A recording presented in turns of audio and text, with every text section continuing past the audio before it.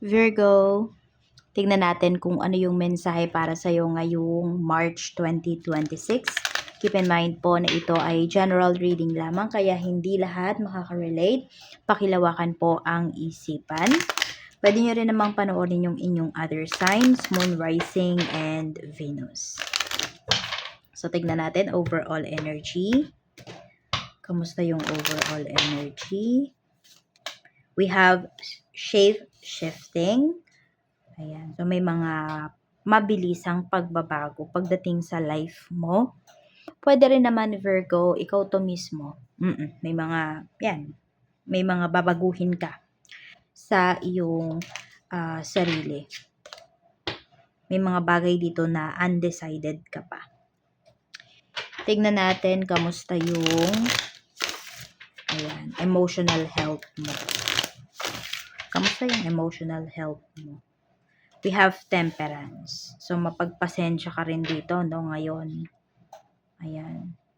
So, pwedeng, nakikita mo yung mga bagay-bagay sa paligid mo, ang bilis magbago, ganyan. Pero pwedeng ikaw dito, tinitignan mo lang sila. So, meron din dito may pagka-observer ka din ngayong month. Ayan. Okay ba yung emotional health? Okay naman. May mga hinihil ka lang din talaga rito. May mga bagay dito na you are trying to cope up with. Sa physical health mo naman, kamusta? We have King of Cups. So, ingatan mo yung heart mo. So, baka yung iba sa inyo may lahi kayo sa puso, 'di ba? Ayan.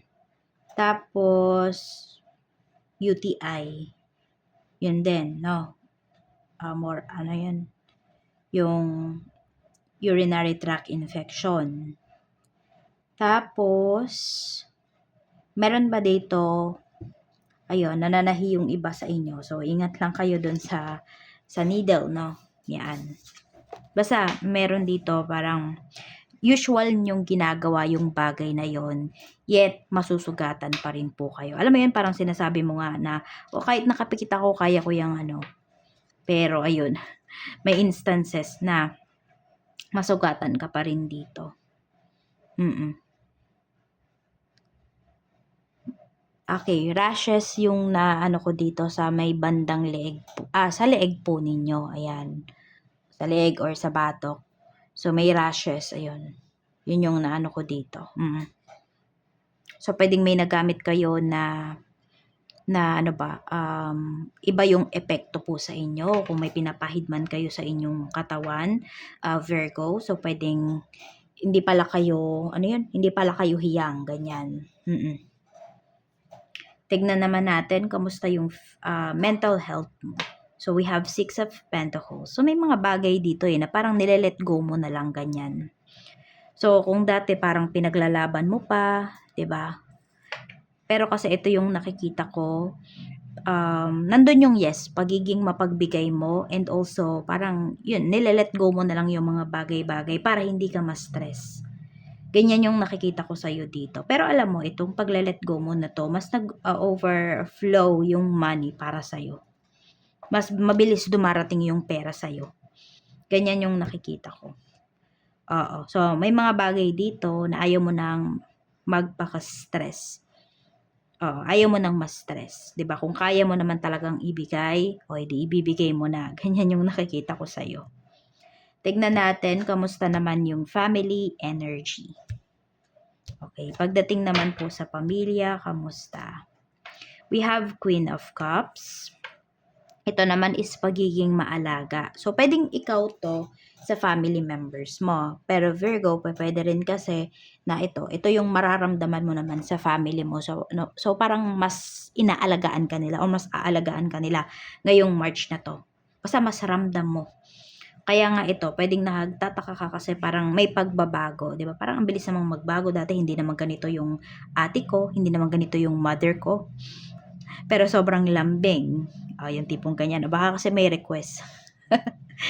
Ayan, kung sino man yung sobrang magiging malambing dito na family members mo, baka meron silang request sa'yo.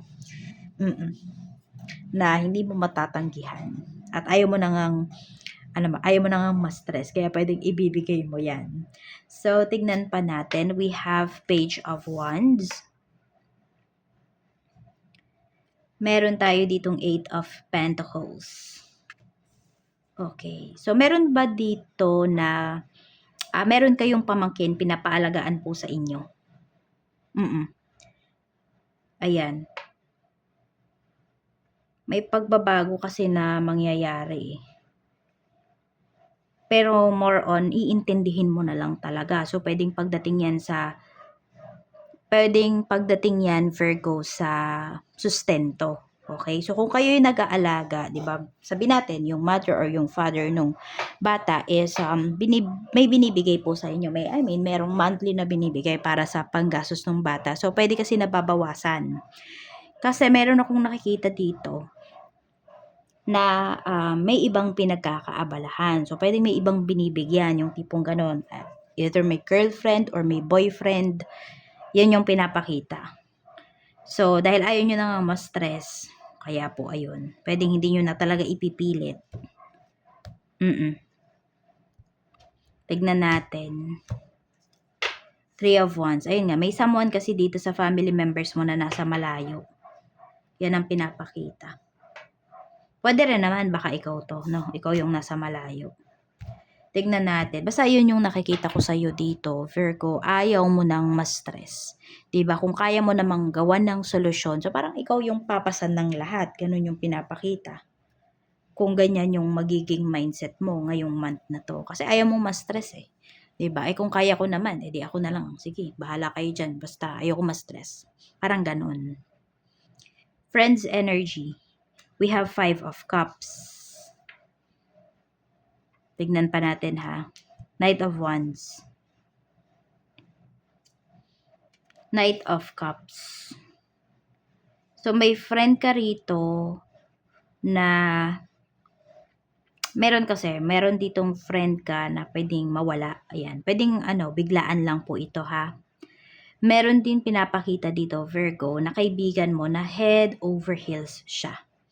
Yan. So, pwedeng masira yung relationship ninyo or magkasagutan kayo nitong kaibigan mo dahil dun sa karelasyon niya. Ayan. Siguro siya din yung mapapansin mo na sobrang bilis niyang magbago. Nagkaroon na lang siya ng relationship, nakalimutan niya na yung friendship ninyo. We have Wheel of Fortune naman pagdating sa, mga naghahanap po ito ng trabaho. Napakaganda po ng month na to para sa inyo. Kaya go, maghanap na po kayo, Virgo. Yan, yung mga wala pang work dyan, hanap na. Kilos na ngayong month na to. Sa mga magre-resign naman, okay, ito, nagpaplano kayo. Sabi natin, itong mga nakakaraang month, lagi nyong naririnig sa readings, kahit kanino man kayo nanonood, na ito daw yung ngayong March daw, perfect month. Or na daw, okay na daw na mag-resign ako. Yan. Tignan natin ngayon. Okay ba? Ten of Pentacles. Yes po. Yan. Binibigyan na kayo ng go signal ni Universe. Ito is yung mga nagbabalak na mag-resign talaga ha, or sabihin natin medyo matagal nyo na pong pinag-iisipang mag-resign, tapos ngayong March lang kayo magkakaroon ng lakas ng loob. So ayan nga po, sinasabi sa inyo dito ni Universe, binibigyan na kayo ng signal na yes, sige, mag-resign ka na. Kung may offer naman sa inyo, sabi natin you have current job, tapos may offer sa inyo ngayon, dapat mo bang tanggapin? Eight of Cups, okay din, natanggapin mo to. Bakit, Virgo? Kasi mas mag-grow ka dito. Mas may career growth ka na mararanasan. So, ito we have shape-shifting, no? So, yun. Baka nga ito, yung iba sa inyo, mabilisan kayo talagang magdesisyon dito. Tignan natin, okay? Yung mga may current job naman. Nine of Wands. So, lagi kayong pagod ngayong month na to. So, tambak yata ang inyong mga gawain. Ayun nga stress yung iba sa inyo. Sobrang pagod, pwedeng mas madalas late na kayo uuwi. Ganyan. Pero alam mo, sulit daw yung pagod mo rito pagdating naman sa current job mo.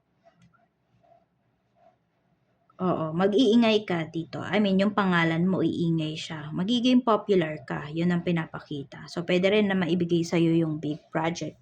So, kaya din siguro yung iba sa inyo, kaya pagod kayo rito kasi baka may big project na kayo talaga na inaasikaso. Check natin pagdating naman sa kaperahan mo. We have Two of Cups. So, this is about relationship. Queen of Swords. Okay. Ace of Wands. So, ito, need mong maging strict pagdating sa, yun, lalo na kung kayo yung nasa ibang bansa, no? Maging strict ka daw talaga rito. Kasi may someone dito, or may mga tao dito, na pwedeng pagtulungan ka, no? Lokohin ka ba? Ganun. Kaya, lakasan mo talaga yung, sabi natin, makinig ka talaga sa intuition mo. Oo. Yung gut feeling mo, sundin mo. Tapos, ayan, may mga travels din ako na nakikita rito. So, pwedeng may someone dito na manghihingi sa'yo ng pera kasi magta-travel siya. Or, pwedeng yung travel kasi na sinasabi niya to is paghahanap ng trabaho. Nasa sa'yo na daw yan kung maniniwala ka. So, medyo kailangan mong mag-ingat ngayon talaga pagdating sa kaperahan mo. Though maganda naman yung kaperahan na sinasabi rito, 'di ba? Maganda naman yung kaperahan mo. Yun nga lang, may mga tao kasi dito na pwede talagang mag-take advantage sa'yo. And pwedeng gamitin is pag-travel, paghahanap ng trabaho. Tignan naman natin sa relationship. Okay, sa mga single, tignan natin. Meron ka bang makikilala ngayong March na to? Magkakaroon ka ba ng relationship? Two of Swords. So, pwedeng may dalawang tao dito na mai-involve sa'yo ngayong month. Or pwedeng sabihin natin, pwede naman hindi naman dalawang tao isang tao lang talaga. Pero nandoon yung may isip mo na tama bang pumasok ka sa relationship ngayon? Ganyan. Or pwede nga, baka matagal-tagal mo nang kakilala yung tao na to. Pero ngayong March ka makakapag-decide kung sasagutin mo ba, papasok ka nga ba sa isang relationship or hindi. Ayan. So, dito, ayan, makakapag-isip ka talaga. Gagawa ka ng decision. Tignan natin. Sige, dapat ba pumasok ka sa relationship ngayon? Ten of Cups. Alam mo, sinasabi naman dito, kung nakilala mo na talaga ng lubusan yung tao na yan, magiging masaya ka naman kung papasok ka sa isang relationship. Tignan naman natin para sa mga in a relationship at saka sa mga married. Tignan natin, kamusta yung energy? We have 7 of Pentacles. We have the Devil. So, may energy pa rin dito na hindi nagbabago The Hanged Man.